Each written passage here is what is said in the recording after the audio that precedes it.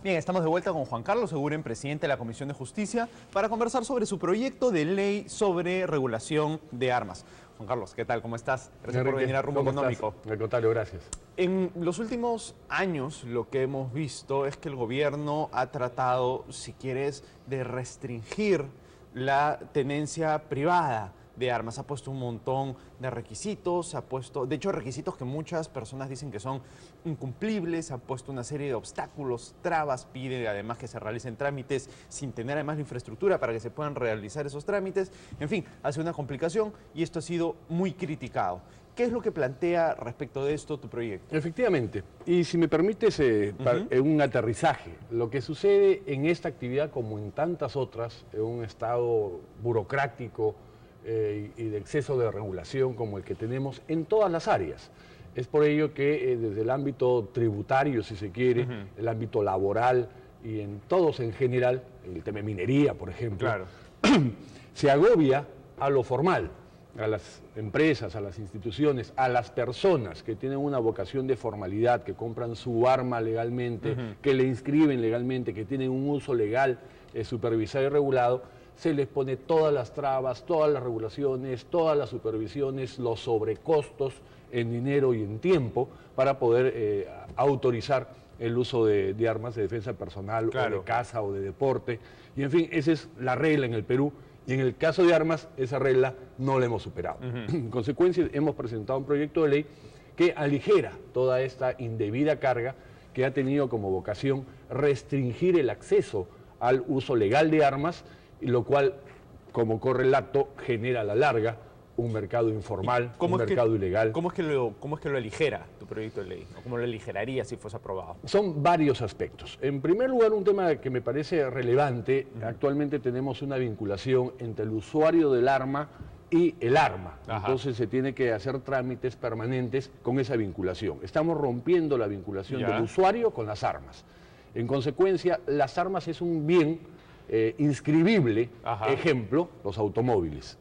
En consecuencia, debes tener una tarjeta de propiedad de las armas, y como tarjeta de propiedad la puedes mantener de por vida, incluso pasar en herencia, etcétera, que debe estar debidamente registrado en un registro público de armas. ¿Ahora cómo es? Ahora no, tú tienes una vinculación que tienes que renovar permanentemente la licencia vinculada. O sea, el ejemplo es, la persona saca su licencia para portar y usar armas, ¿correcto?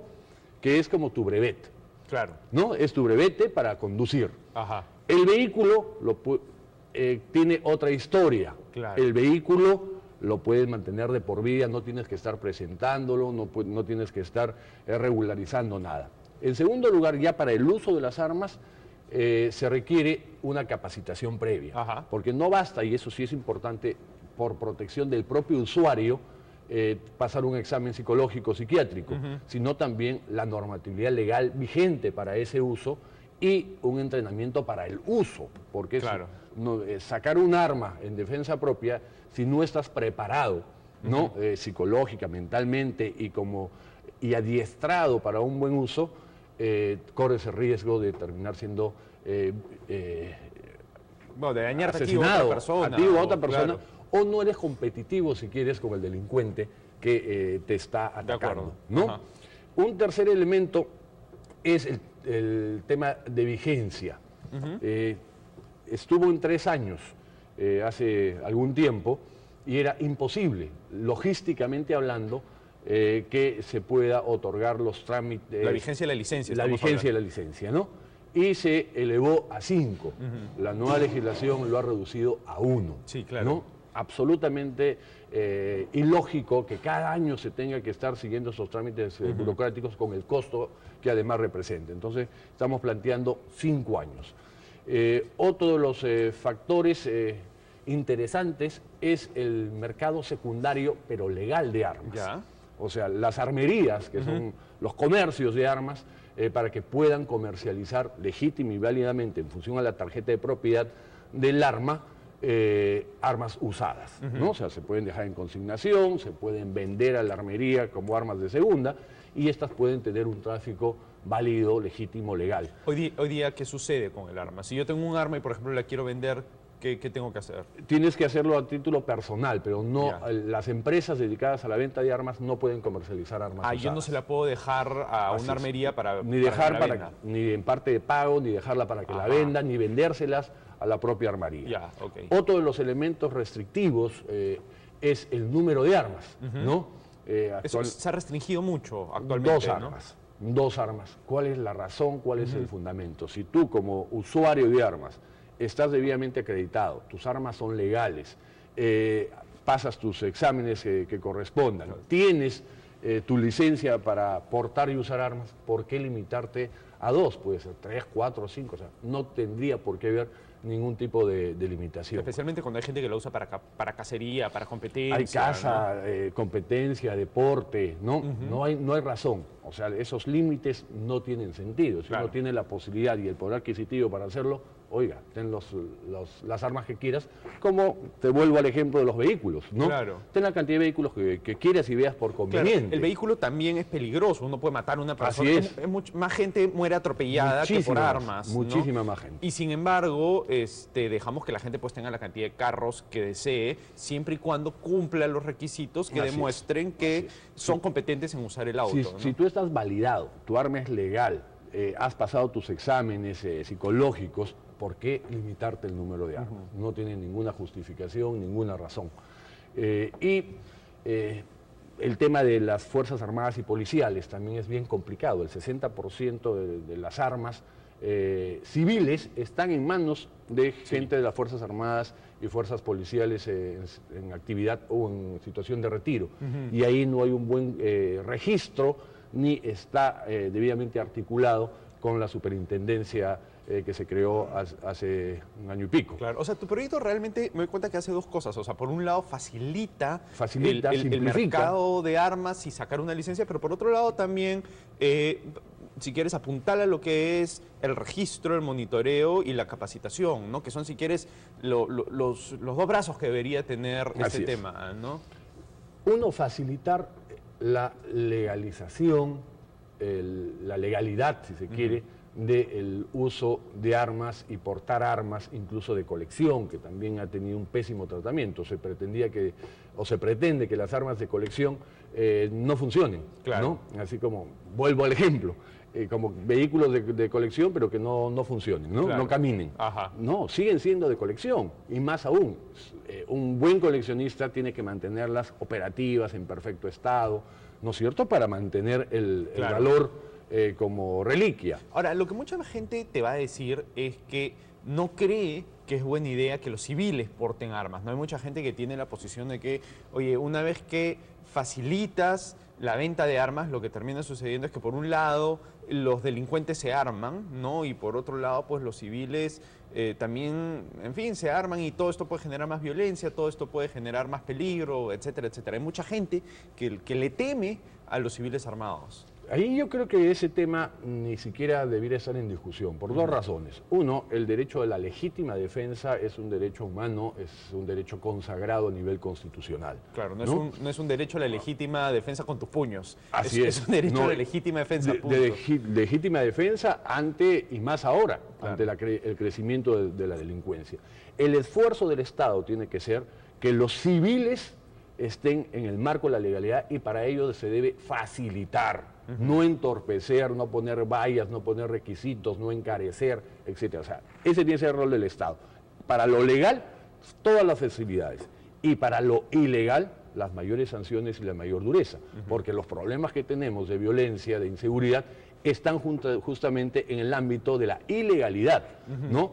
De tráfico de armas, de ventas de armas de las Fuerzas Armadas o policiales hacia la delincuencia, contrabando de armas, o ante las barreras. Si solo te permiten tener 2 armas y tienes 4, entonces ¿qué haces? Claro. Vas a la cachina, las vendes y declaras, ¿no?, que te las han robado. Claro. ¿No? Entonces se fomenta, por Sí. estas trabas, fomentas un mercado ilegal de tráfico de Claro, armas. de acuerdo. Hay algo que se repite mucho, yo no sé si existe una estadística, si tú tienes una estadística, que es que muchos crímenes en este país se cometen con armas de la policía o con municiones de la policía. Se dice que hay toda una suerte de mercado negro donde la policía alquila sus armas, vende sus municiones. ¿Esto es así? ¿Tú has escuchado? Mira, ¿qué te diría? El 98%, y no exagero, de crímenes, ¿no? Que son parte del delito, de la violencia, no son efectuados o realizados por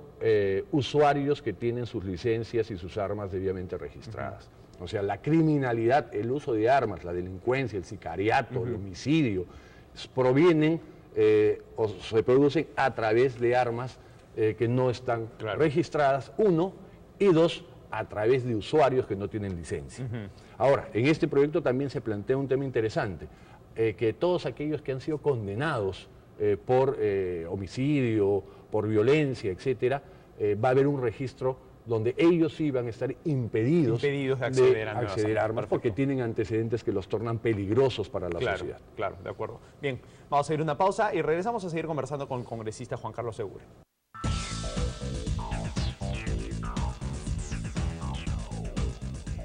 Bien, estamos de vuelta con el congresista y presidente de la Comisión de Justicia, Juan Carlos Eguren. Juan Carlos, otro tema del cual yo te quería preguntar era tu opinión sobre el proyecto de ley de unión civil. ¿Tú estás a favor, en contra? ¿Cuál es tu posición? Mira, te lo digo con absoluta transparencia y sinceridad. Estoy en reflexión, estoy en análisis. Es un tema controversial, es un tema difícil. Desde el punto de vista eminentemente jurídico, técnico, que es lo que ha trabajado la asesoría técnica de la Comisión de Justicia y ha emitido un predictamen favorable, creo que hay pocos argumentos para archivar el proyecto, ¿no?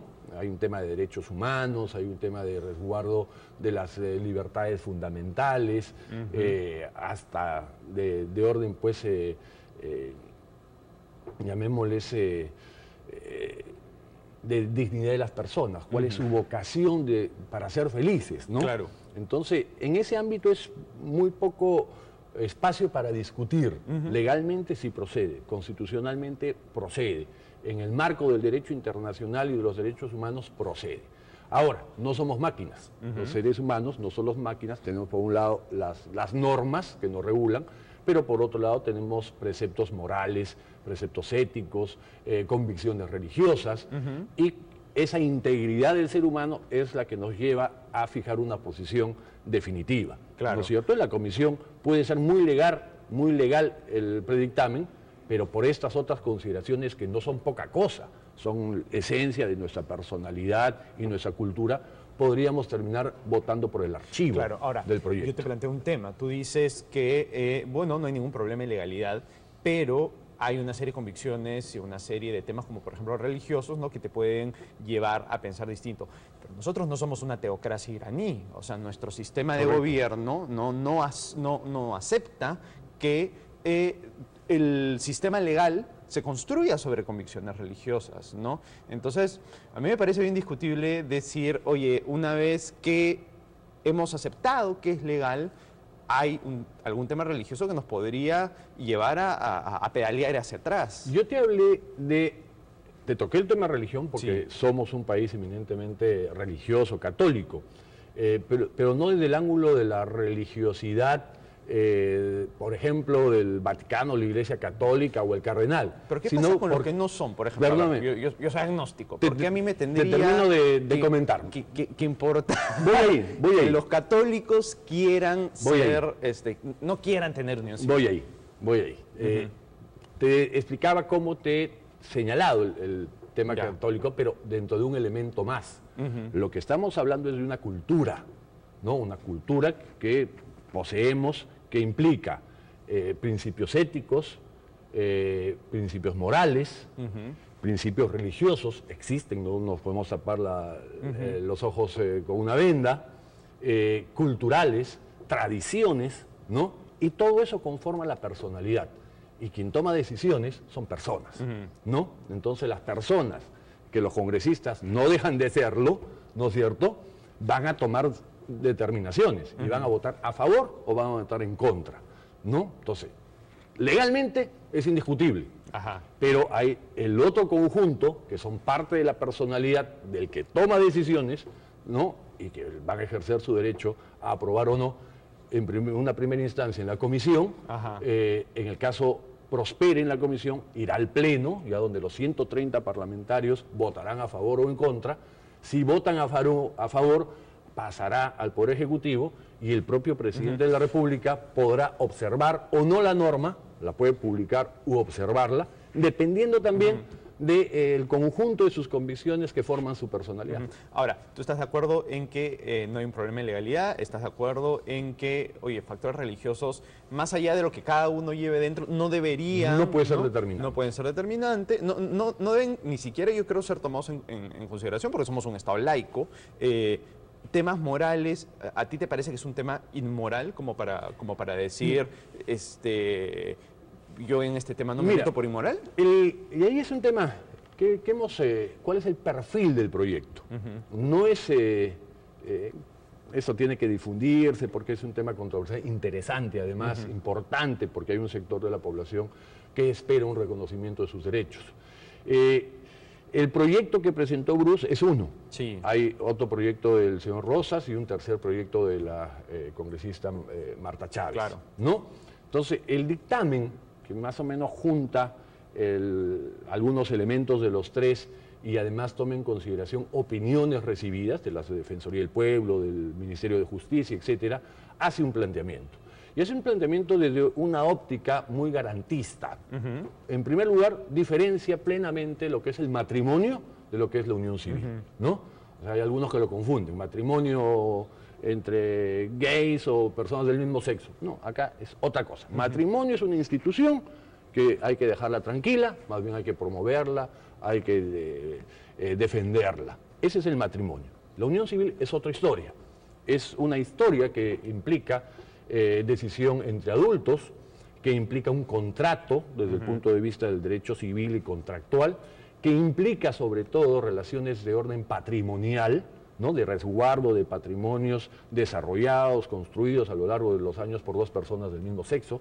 Ese es el enfoque del predictamen que tenemos para debate en la comisión, ¿no?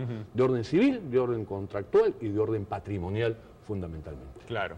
Ahora, yo esperaría pues que si efectivamente es un tema simplemente de orden civil y contractual, nadie meta pues la religión o su moral personal en el asunto, ¿no? Si es un tema civil y contractual, como yo vendiéndote mi casa, pues me parecería muy mal que venga una tercera persona a decir, me parece inmoral que vendas, que le vendas tu casa a Juan Carlos, pero en fin, es un tema complicado, pero... Es controversial, siempre lo ha sido, no solo en Perú, en el mundo, y también puedo decir que cada vez es menos controversial, de acuerdo, porque posiciones, llamémosles, a favor, están avanzando en el mundo y cada día leemos en internet un nuevo estado o un nuevo país que termina aprobando. De acuerdo, ¿no? Cierto. Juan Carlos, te lo agradezco muchísimo, ha estado muy entretenido. Muchas gracias, gracias por venir a Rumbo Económico.